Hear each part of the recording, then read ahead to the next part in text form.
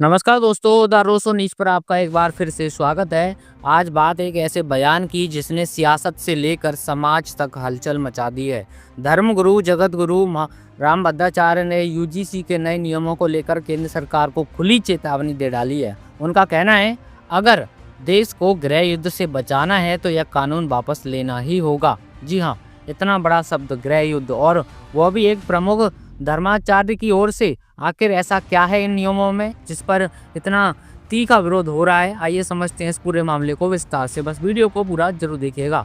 सबसे पहले आपको बता दें कि यह उस बयान समय में आया है जब रामभद्राचार्य बस्ती में एक धार्मिक कार्यक्रम में शामिल होने पहुंचे थे। मंच से बोलते हुए उन्होंने साफ शब्दों में कहा कि सरकार को यूजीसी की नई गाइडलाइन वापस लेनी होंगी। उनके मुताबिक मेरे धर्माचार्य रहते यह कानून लागू नहीं हो सकता।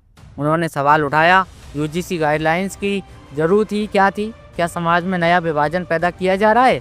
यह बता दें कि यूजीसी यानी यूनिवर्सिटी ग्रांट्स कमीशन देश की उच्च शिक्षा व्यवस्था को नियंत्रित करने वाली संस्था है।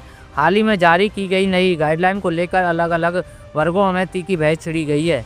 रामभद्राचार्य ने अपने भाषण में कहा कि समाज का विभाजन किसी भी रूप में स्वीकार्य नहीं है।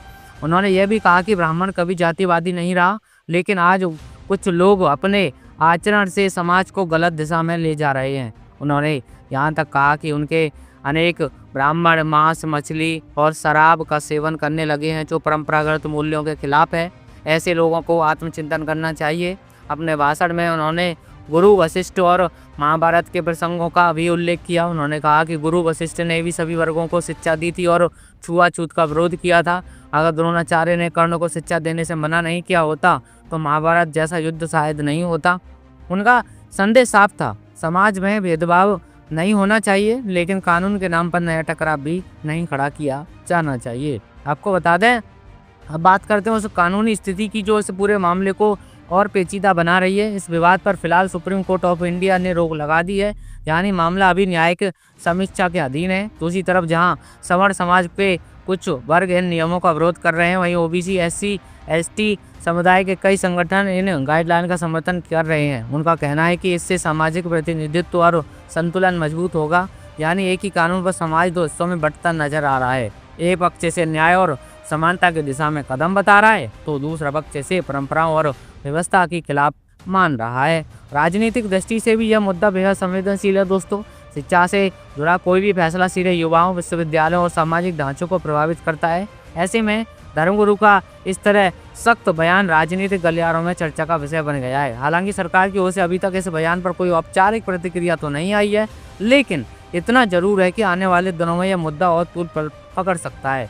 दोस्तों, यह सबसे अहम सवाल है कि क्या यह विवाद सिर्फ कानून तक सीमित रहेगा या सामाजिक तनाव का कारण बनेगा? क्या संवाद के जरिए समाधान निकलेगा या बयानबाजी से दूरी और बढ़ेगी? धर्म, समाज और राजनीति, जब ये तीनों एक ही मुद्दे पर आ जाएं तो हालत संवेदनशील हो जाते हैं। ऐसे में जिम्मेदारी सभी पक्षों की बनती है कि भाषा संयमित रहे और समाधान संवाद से निकले। फिलहाल स्थिति यह है कि मामला सुप्रीम कोर्ट में लंबित है और अंतिम फैसला आने तक अनिश्चितता बनी रहेगी, लेकिन इसी बीच दिए गए ऐसे बयान समाज में हलचल जरूर पैदा करने वाले हैं। तो दोस्तों, यूजीसी गाइडलाइन पर छिड़ा यह विवाद आकर किस दिशा में जाएगा? क्या सरकार कानून में बदलाव करेगी? क्या न्यायालय अंतिम निर्णय देगा? क्या फिर समाज के भीतर नई बहस शुरू होगी? इन सभी सवालों के जवाब आने वाले समय में मिल जाएंगे। आप इस पूरे मामले पर क्या सोचते हैं? क्या यह चेतावनी जायज है या बयानबाजी? आप अपनी राय हमें जगत गुरु रामभद्राचार्य के बारे में कमेंट करके जरूर बताएं। फिलहाल वीडियो यही थी कहानी, यही था पूरा मामला। अगर आपको ये जानकारी अच्छी लगी तो वीडियो को लाइक करके चैनल को सब्सक्राइब जरूर कर लें, ताकि आगे भी आपको खबरें मिलती रहे। चलिए, जल्दी मुलाकात होगी अगली खबर के साथ। तब तक के लिए बने रहिए, ख्याल रखिए। नमस्कार, जय हिंद।